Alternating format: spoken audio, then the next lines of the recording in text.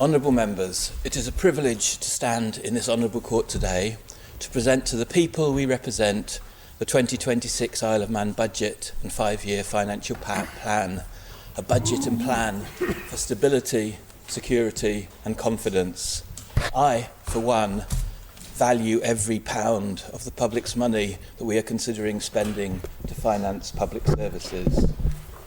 Value for other people's money is what this budget is about, to provide stability and security in our public finances.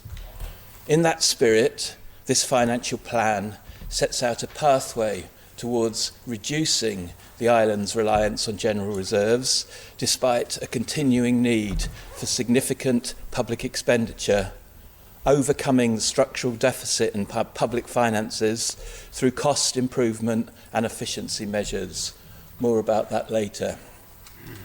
Government revenue spending for 26-27 is budgeted at £1.47 billion and includes an additional investment in public services of £83 million this coming year.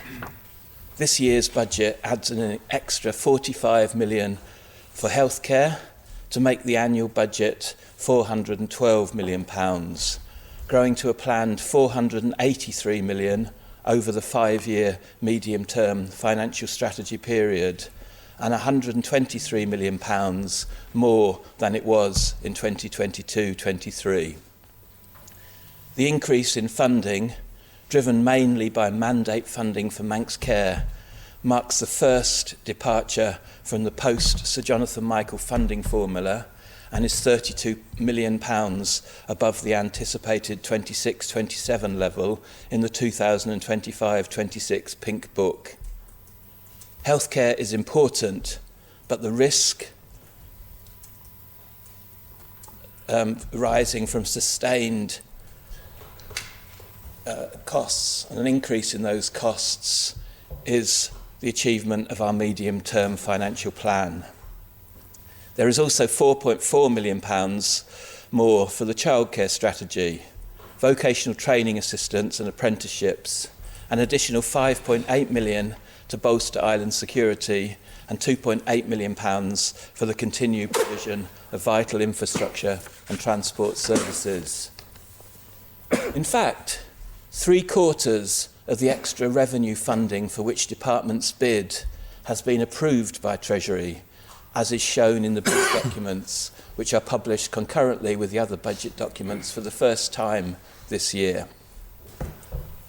For 26-27, capital expenditure is estimated to be around £85 million, combining the government's capital programme funded through the Capital Financing Reserve and borrowing by Manx Utilities of over £35 million from the Consolidated Loans Fund, principally for electricity generation, regional sewerage, wastewater and water.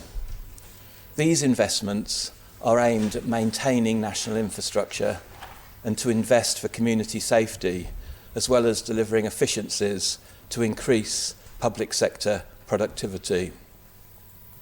Isle of Man Airport will see investment including £660,000 towards the modernisation and refurbishment of the main terminal building, and £335,000 for maintenance and improvements in the control tower. A further £200,000 is available in development funding to progress plans to extend the passenger holding area. £8.5 million is to be transferred to the Housing Deficiency Fund this year, and the same amount in each of the following 4 years to support local authority housing schemes. The Housing and Communities Fund will receive an additional £1 million to support the work on homelessness and other activity of the Housing and Communities Board. Existing funds for transforming the health service and supporting our agricultural industry will both be increased by £5 million, with £2 million available to maintain and replace building and property in education. Over £2.6 million will be spent over 3 years upgrading and modernising the running track, all-weather pitch and mechanical electrical systems in the main building at the National Sports Centre, and with £700,000 available for public rights-of-way improvements. Community safety is supported by a £4.1 million investment over the coming 2 years in vehicles for our police and fire and rescue service, plus £1.9 million in our ambulance fleet. A further £2.5 million is committed over 5 years to replace other emergency service equipment, including for civil defence. The Transformation Fund includes an additional £2.5 million available to departments to implement schemes that are aimed at achieving efficiencies, and a further £5 million is placed in the Digital Projects Fund to target projects under £500,000 which will improve the delivery of public services. The Project Development Fund will receive a further £2 million to enable departments to complete full design and feasibility activities to more accurately scope and cost capital projects. These include important school investments in Castletown, Douglas and Peel, the proposed Manx Care Record, ambulance and emergency services facilities, highways, dredging, waste and digitisation projects. Mr. President, honourable members, this additional revenue budget and capital funding will promote stability and security in line with the 2025 prioritisation of the Island Plan.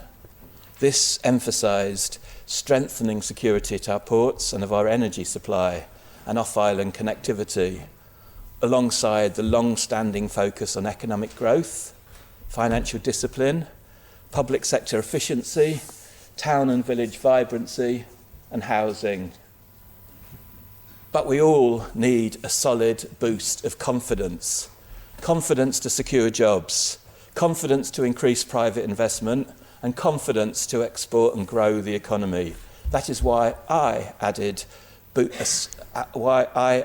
confidence to stability and security as the third byword for this year's budget tagline when taking up my new role a few weeks ago. To encourage that confidence, the Chief Minister and I signalled a substantial rise in the personal allowance, alongside slowing down the rise in the minimum wage and cancelling the package of previously proposed minimum wage adaptation measures in January. The proposed rise will increase most taxpayers' take-home pay, lifting about 3,600 people out of the tax net, and is aimed at boosting disposable income in the local economy. It will make many taxpayers nearly £500 better off each year. Mr. President, honourable members, today I am pleased to announce an increase in the personal tax allowance from April of £2,250, so that the individuals will start paying on annual earnings over £17,000 and jointly assessed couples from £34,000. This is triple the £750 proposed until the budget revisions took place a few weeks ago, and that proposed £750 rise was already triple the only other rises since 2021. This change is expected to reduce income tax receipts by up to £24 million. But £15 million of that relates to measures introduced since I became Treasury Minister, partly offset by stronger income tax forecasts, resulting in a net additional reduction of income tax of £10 million. This change to the personal tax allowance means that the higher rate of income tax, frozen at 21%, now becomes payable at an income of £23,500. This means someone working up to 35 hours a week on the new hourly minimum wage rate would not pay tax at the higher rate. I have no changes to announce to income tax rates or bans, or to the tax allowance taper, or to the tax cap. However, there will be more help for people who provide TT homestay this year, as the tax allowance will rise from £2,350 to £2,500. Turning now to national insurance. Today, I am announcing a 4.8% increase in Class 1 national insurance thresholds and limits, saving many of our island's working people £45.76 per year. Therefore, the earnings threshold at which employees and employers begin paying national insurance will increase from £168 to £176 per week. Combined with the personal allowance and increase, an individual earning £25,000 will be £518.26 better off annually. The lower earnings limit will rise from £125 to £129 per week, following the UK changes announced on 26th of November last year. The upper earnings limit will increase from £1,032 to £1,082 per week. For the coming year, there will be no increase in national insurance rates. In particular, there will be no change to employers' national insurance contributions for the new financial year, enabling businesses to plan with confidence. This will mean employers will save up to £53.25 per year for each employee. Contrasting this with the UK, an employer in the Isle of Man will pay almost £1,000 less per year per employee on a salary of £25,000, ensuring the Isle of Man remains an attractive and competitive place to do business. For the self-employed, the Class 4 thresholds will rise accordingly, and Class 2 and Class 3 voluntary contribution rates will increase in line with established practice. The National Insurance Holiday Scheme will continue for returning Manx students. Honourable Members, Mr President, I hope this is a step in a journey towards supporting employed and self-employed people with lower and middling earnings, putting more money in islanders' pockets. Pensioners will continue to benefit from the triple lock commitment and will see an increase of approximately 4.8% in their pensions. The basic state pension will increase by £4.8 to £184.90 a week, and Manx state pension will also rise to £263.55 a week. Most benefits will increase in line with inflation at September 2025 level. Reciprocal benefits by 3.8%, the UK CPI rate, and all others by 2.9%, the Isle of Man CPI rate. Two new benefits, shared parental allowance and parental bereavement allowance, were introduced last November. Work is underway with the Department for Enterprise on a new benefit to support individuals eligible for neonatal leave. Beyond this, the permitted maximum tax deduction for nursing expenses will increase from £12,500 to £15,000.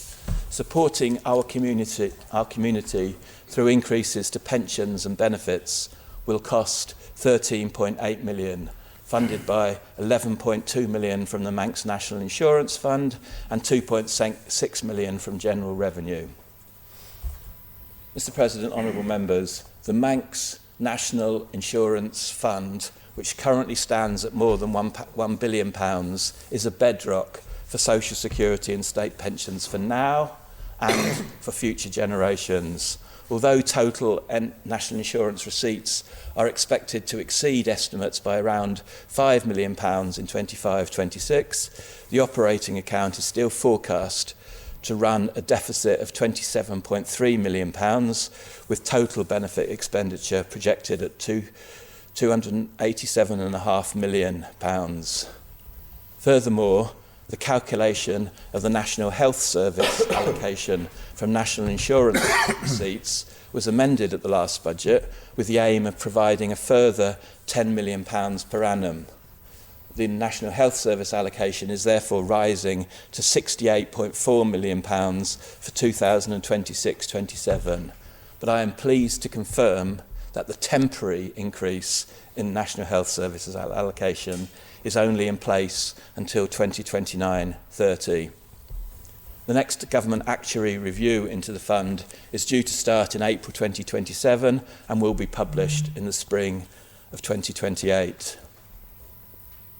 As promised, I want now to turn to public service efficiency and productivity to secure value for the public's money. The structural deficit for 2024-25 was 10.7 million, a significant improvement against the budgeted deficit of 89.7 million. But this reflected higher than expected income tax receipts and the release of the final expenditure revenue sharing arrangement provision, the mechanism the United Kingdom and the Isle of Man use to share revenue from indirect taxes, particularly VAT and customs excise duties. For 2025-26, the structural deficit is forecast at 72.5 million, compared with a budgeted figure of 86.8 million. Moreover, through the 5-year medium-term financial strategy, an overall net deficit after reserve fund interest and returns, note that after reserve fund interest and returns, is projected from 2026-27 until 29-30, with a surplus forecast from 2030-2031.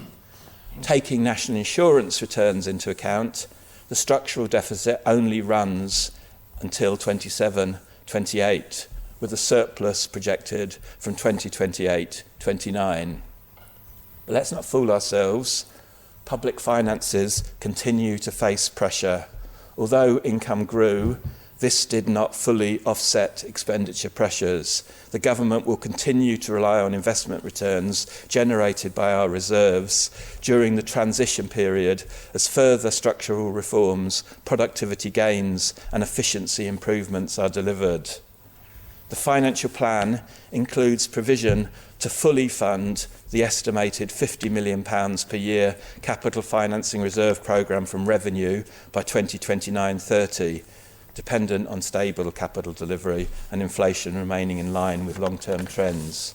If we decide to increase capital expenditure beyond the estimated £50 million annual spend, or to accelerate the £250 million planned 5-year spend, we will have to consider alternative financing options or withdraw even more from our reserves. That is why the optimisation and prioritisation of the capital programme is so important, and why project development processes need to be sharpened. I stress in this, my first budget speech, that controlling public expenditure and improving government efficiency are crucial. For instance, regarding healthcare, I emphasise that Manx Care has not received what it had bid, despite the substantial increase in healthcare funding provided. And this coming year, any healthcare overspend would need to be drawn down from the Treasury-controlled contingency fund rather than a departmental revenue contingency budget. Moreover, the healthcare financial recovery plan is aimed to deliver £6 million recurrent cost improvement plan savings, additional to the 1% cost improvement programme implied efficiency in the funding formula. And the Department of Health and Social Care, Manx Care Board and officers are identifying in control and not in control factors that are driving the recurring healthcare deficit. This in turn will determine the appropriate level of sustainable funding and the health and care funding model for the future, as laid out in the Manx Care mandate. I believe the monthly scrutiny panels involving Treasury and Spending Department officers have started driving service delivery efficiencies, and the forthcoming introduction and use of priority-based budgeting will further focus spending on strategic objectives to first reduce and then eliminate the need to draw down reserves to finance public expenditure. I stress that the pay and non-pay budgets, which are below inflation expectations, are aimed to drive efficiency. I estimate that this means £5.6 million of savings will be achieved, and £29 million will, over the medium term, if there is adherence to the plan. I'm also pleased to join the Operational Performance and Change Board to further link efficiencies to budgets in coming years. Mr. President, honourable members, before closing, I just want to speak briefly about a few important themes which provide context for this budget and beyond it. The first is that the first Isle of Man bond maturity payment, which probably seemed years away, even a few years ago, is now in our planning period, with the water bond due on 29th of March 2030 and the electricity bond due in 2034. We have options to consider about this, as we have around things like the energy from waste facility lease in 2028. The second is that this year, the public finances begin to benefit from a broadened tax base in the form of the 15% domestic top-up tax on those large multinational enterprises that are in scope of Pillar 2 global minimum tax. The first receipts are expected in March 2027, with £31 million of budgeted additional tax revenue in 26-27 and £35 million annually thereafter. Many of the businesses in scope of Pillar 2 are important contributors in key sectors like life insurance, which directly employs about 2,000 people on Ireland. I have instructed Treasury to work on potential grant schemes that will look to further incentivise the maintenance and growth of employment in this key sector. Thirdly, investment in the island's infrastructure is vital in maintaining and developing our economy. The Island Infrastructure Scheme is aimed to realise the potential of the island's brownfield sites. The total private sector investment proposed across the 5 scheme sites is nearly £80 million, and the Manx Development Corporation has redeveloped the former nurses' home. In recent years, the costs of construction have increased significantly, and with that, the viability of developing in particular brownfield sites has become more difficult. To inform future policy in this matter, the Brownfield Regeneration Steering Group last week commissioned a review into the impact of the rising costs of construction and the impact this has on the Manx Development Corporation. I hope to report back to Tynwald with the review's conclusions before the end of this parliamentary year. Fourthly, Treasury officers are now looking at a number of necessary amendments to our corporate income tax regime to ensure that it is fit for purpose in the context of the renewable energy sector, having looked at petroleum activity previously. A fifth theme is the need to plan beyond a successful Moneyval evaluation so that businesses in our mature sectors like financial services, iGaming and professional services can invest and partner for island growth. The island continues to meet an increasing number of international standards. Regulations implementing the crypto asset reporting framework, together with updates to the Common Reporting Standard, were approved in December. The Assessor of Income Tax has been and continues to closely monitor the ongoing work of the Organisation for Economic Cooperation and Development and the European Union, in particular with regard to the latest developments. The sixth theme is the need to revisit government's approach to areas such as construction, agriculture and food, hospitality and care to make sure our local economy thrives. Mr. President, honourable members, stability, security and confidence are what we need for our economy, our public finances and our public services. The island's economy has remained resilient over recent years, despite significant global headwinds. The high inflation we have seen recently has been gradually subsiding, and we expect inflation to fall closer to 2% throughout the year. The unemployment rate has been exceptionally low over the past year, at less than 1%. For much of the year, the number of registered job seekers has been below 300. While vacancies have fallen throughout the year, we remain encouraged by the prospects for future business growth and the opportunities to capitalise on the island's unique selling points. Stability, security and confidence are in short supply globally, and we have a real opportunity to stand out.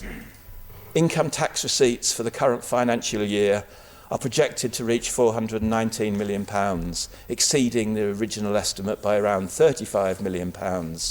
Government reserves are expected to remain broadly stable in the short term, supported by improved investment returns. Mr. President, honourable members, this 2026 budget presents a responsible, evidence-based approach to securing the island's financial stability and security. This budget and financial plan can continue to provide stable and secure public services and help to reduce structural deficits across the planning period with financial discipline. That, in itself, should give us confidence.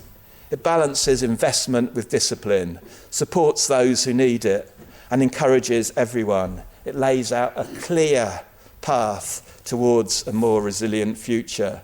That should give us confidence. I commend this budget to those we represent and to this honourable court. Thank you for making it to the end of the Manx Radio newscast. You are obviously someone with exquisite taste. May I politely suggest you might want to subscribe to this and a wide range of Manx Radio podcasts at your favourite podcast provider, so our best bits will magically appear on your smartphone. Thank you.